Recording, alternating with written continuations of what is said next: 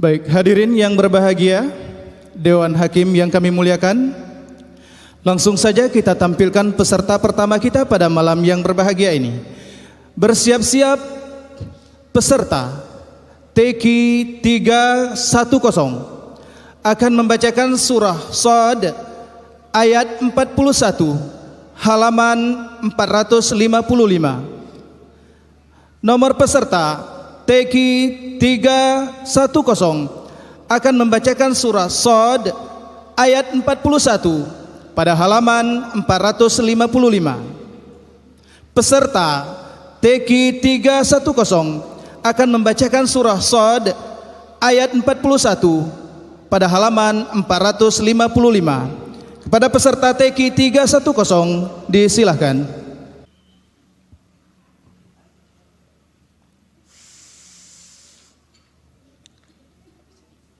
أعوذ بالله من الشيطان الرجيم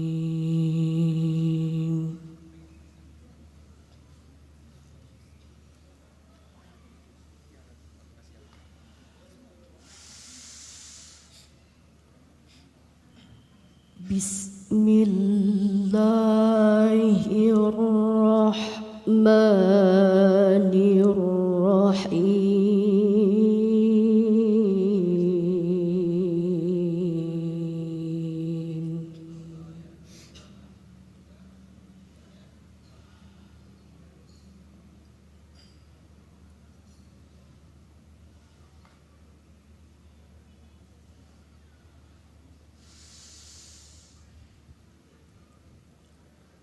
واذكر عبدنا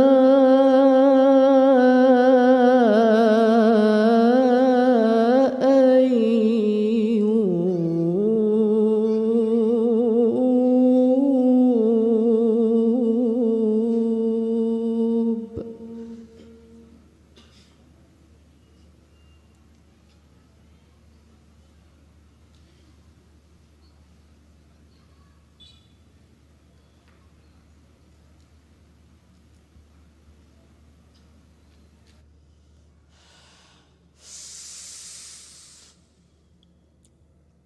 إذ نادى ربه أني مسني الشيطان بنصب وعذاب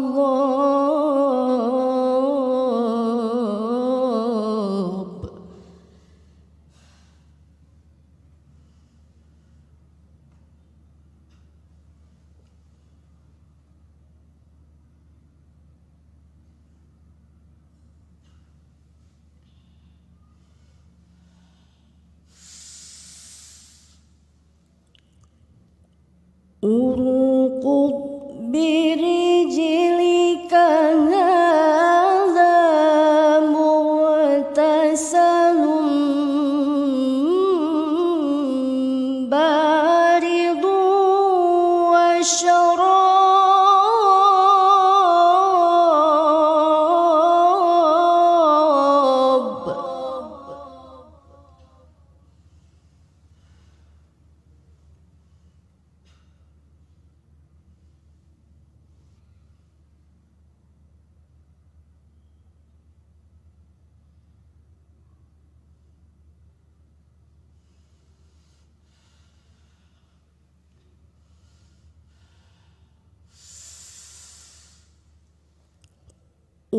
ووهبنا له أهله ومثلهم معهم رحمة منا وذكرى لأولي الألباب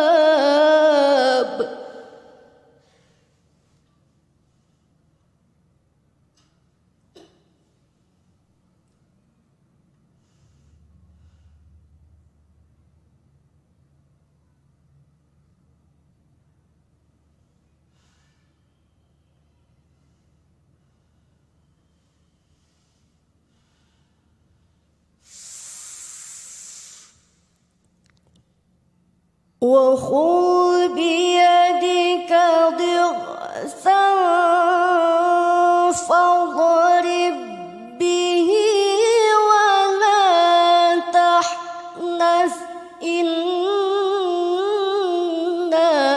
وجدناه صابرا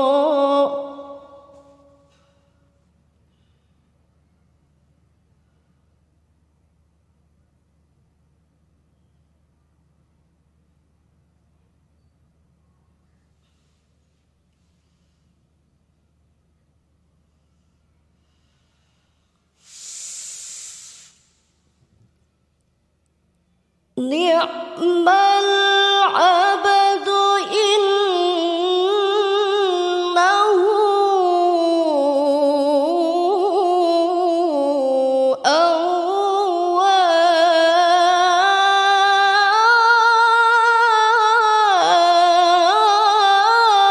أواب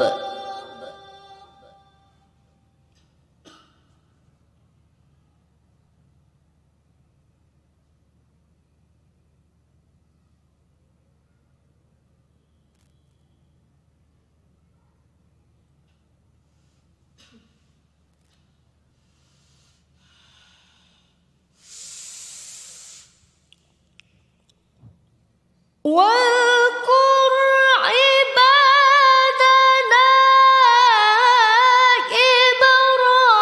إبراهيم وإسحاق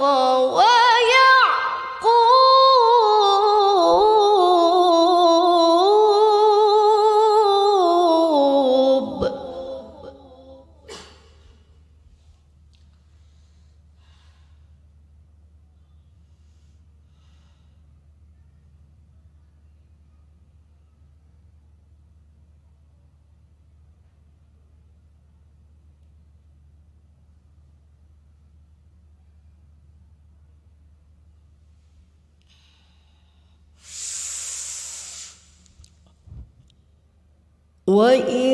وإسحاق ويعقوب أولي الأيدي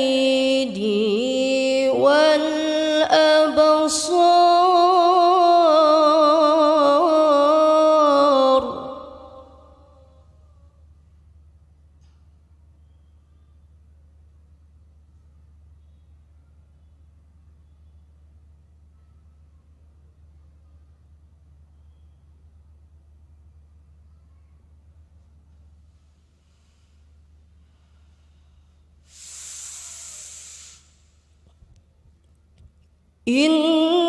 إنا أخلصناهم بخالصة ذكرى الدار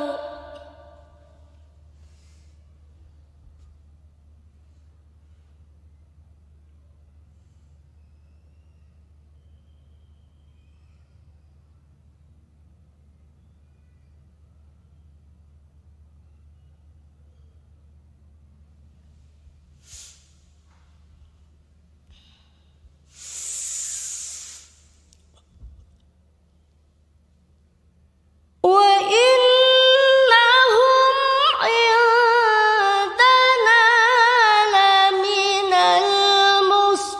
المصطفين الأخيار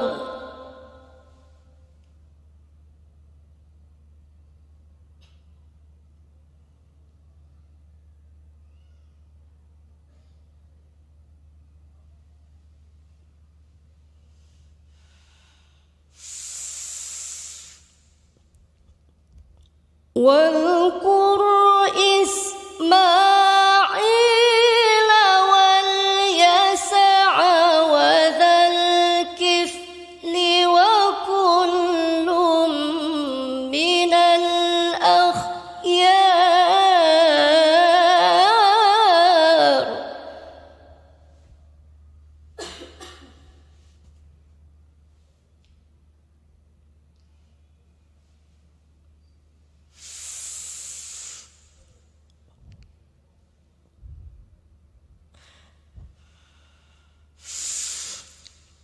إسماعيل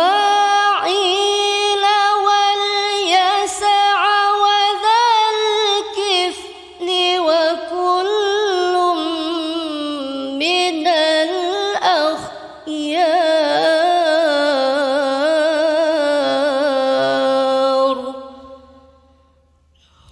صدق الله العظيم.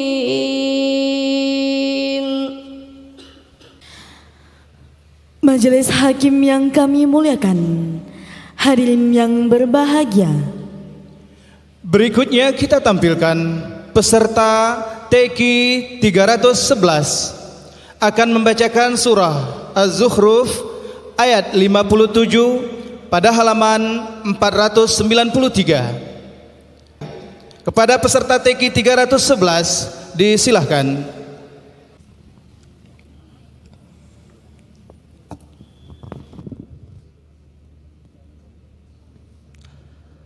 أعوذ بالله من الشيطان الرجيم.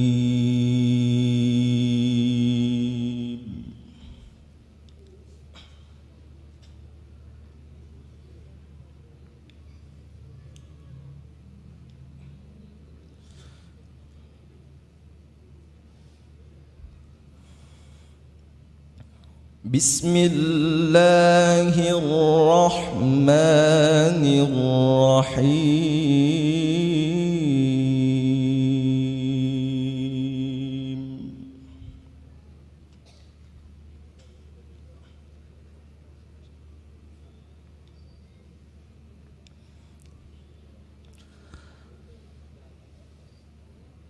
ولما ضرب ابن مريم مثلا إذا قومك منه يصدون.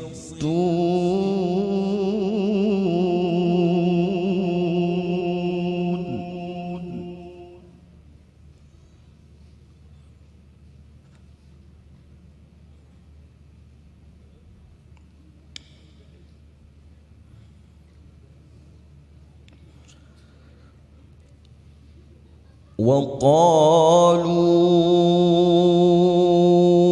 أآلهتنا خير أم هو ما ضربوه لك إلا جدلا.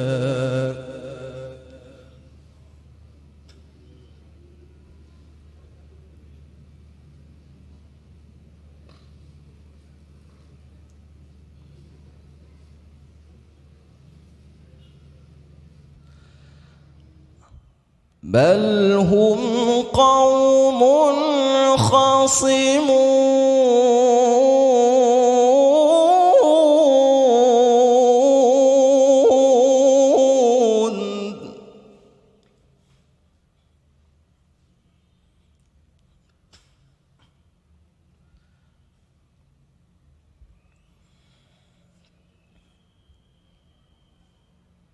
إن هو إلا عبد أنعمنا عليه وجعلناه مثلا لبني إسرائيل.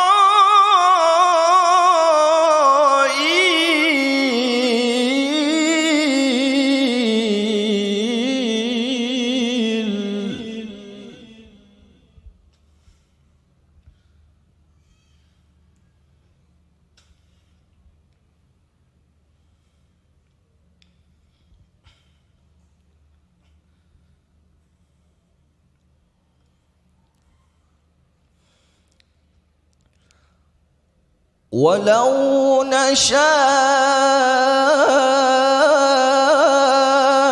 لجعلنا منكم ملائكة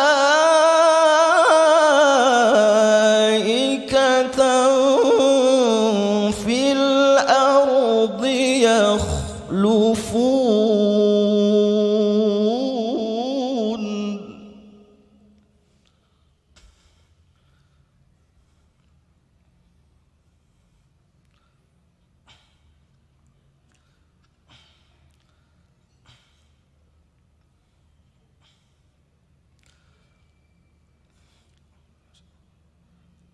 وإنه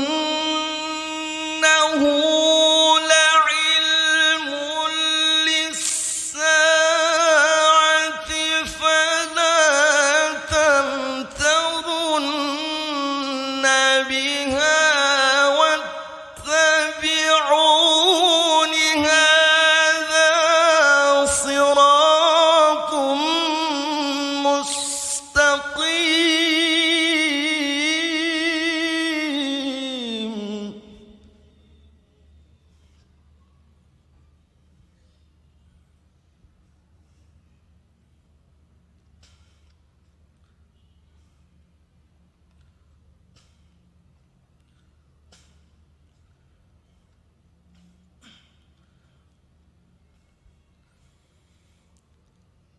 ولا يصدنكم الشيطان إنه لكم عدو مبين.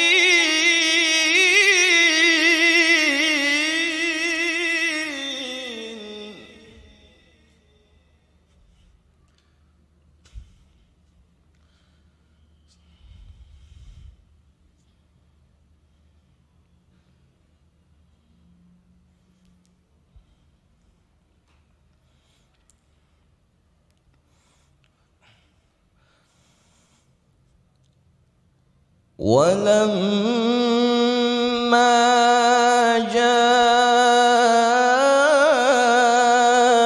عيسى بالبينات قال قد جئتكم بالحكمة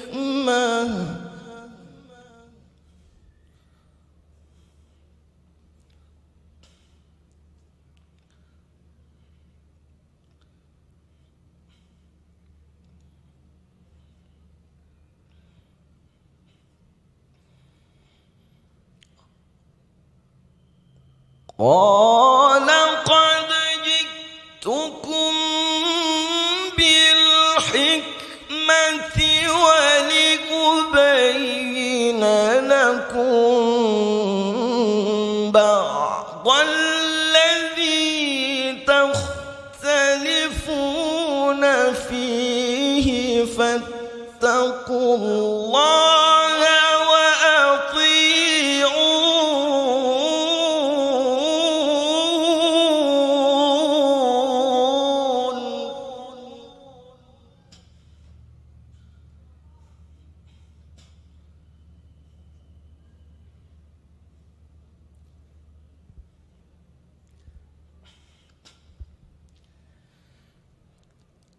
إن الله هو ربي وربكم فاعبدوه هذا صراط مستقيم.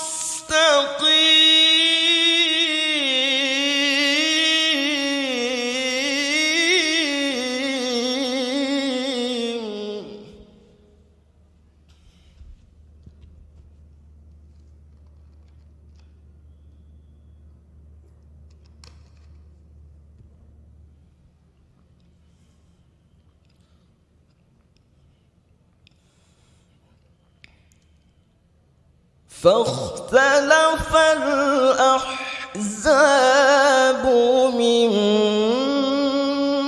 بينهم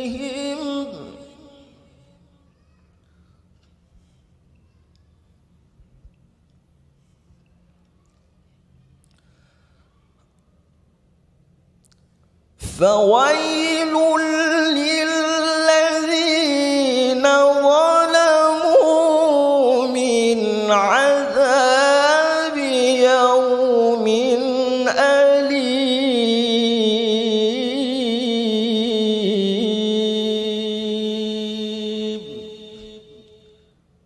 صدق الله العظيم.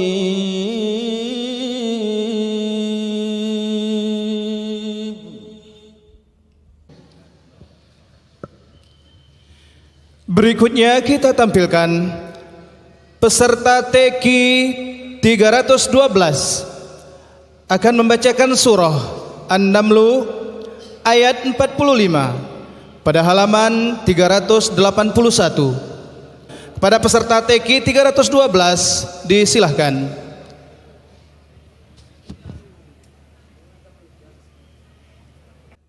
A'udzu billahi minasy syaithanir rajim.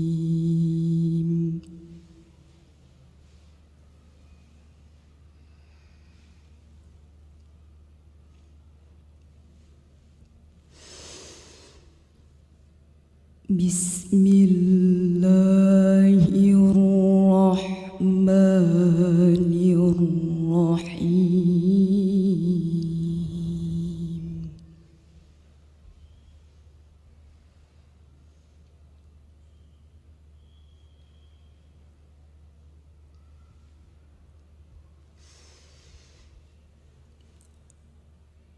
وَلَقَدْ أَرْسَلْنَا إِلَى ثَمُودَ أَخَاهُمْ صَالِحًا أَنِ اعْبُدُوا اللَّهَ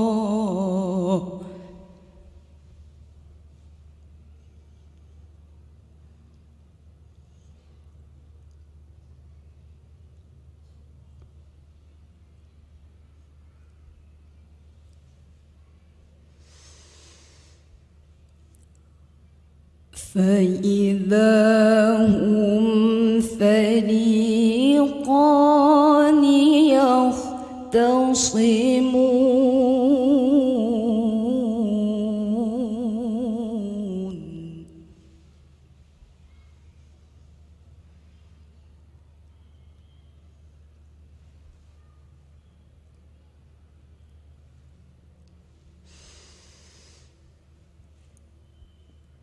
قال يا قوم لم تستعجلون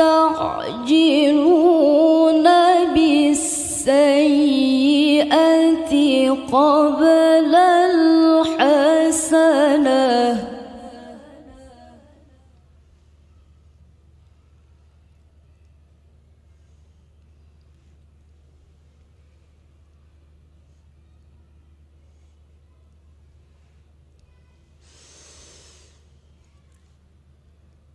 لولا تستغفرون الله لعلكم ترحمون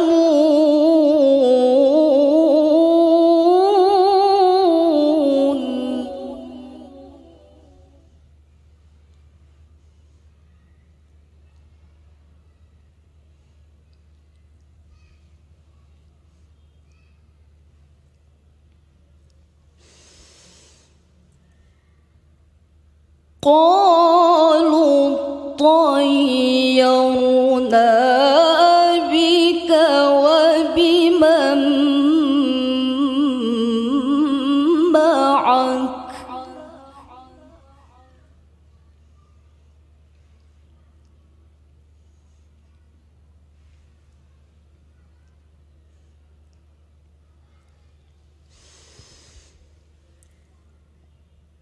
قال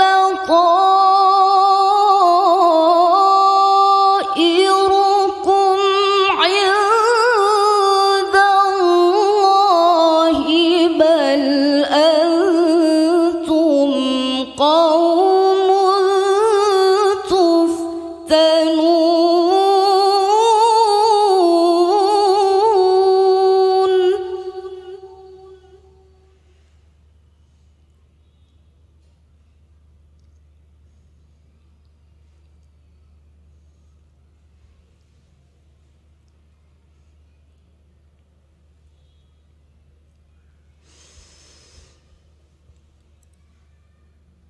وكان في المدينة 9 رهط يفسدون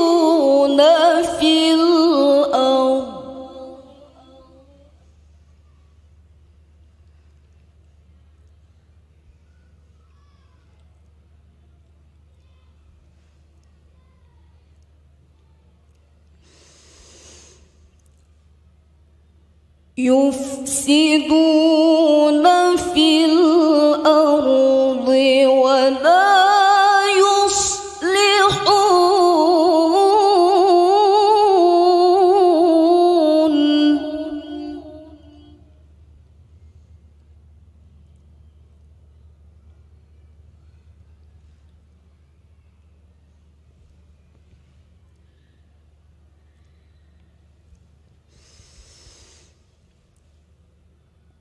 قالوا تقاسموا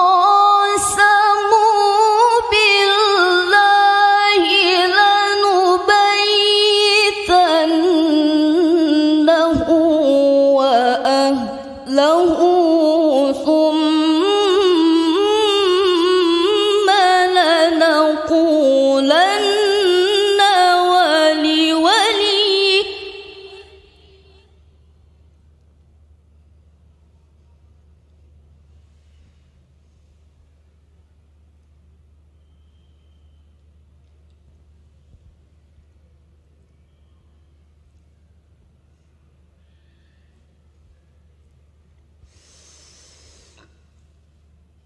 ما شهدنا مهلك أهله وإنا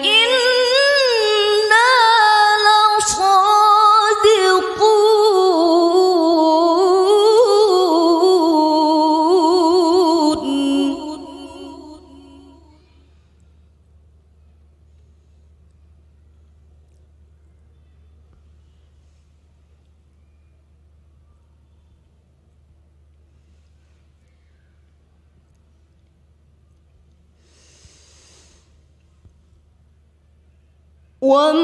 ومكروا مكرا ومكرنا مكرا وهم لا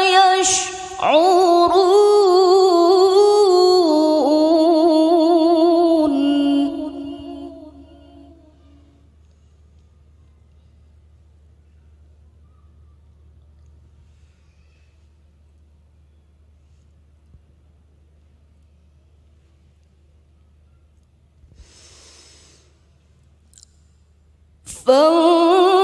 فانظر كيف كان عاقبة مكرهم أنا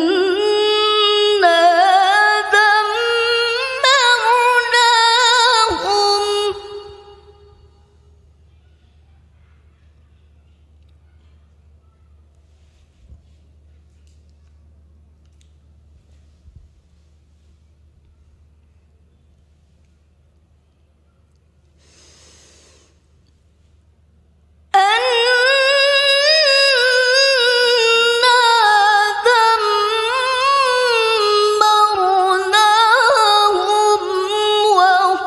وقومهم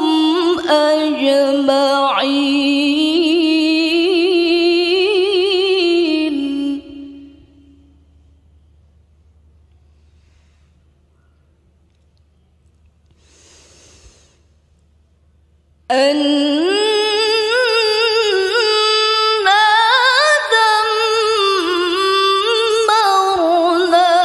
دمرناهم وقومهم أجمعين.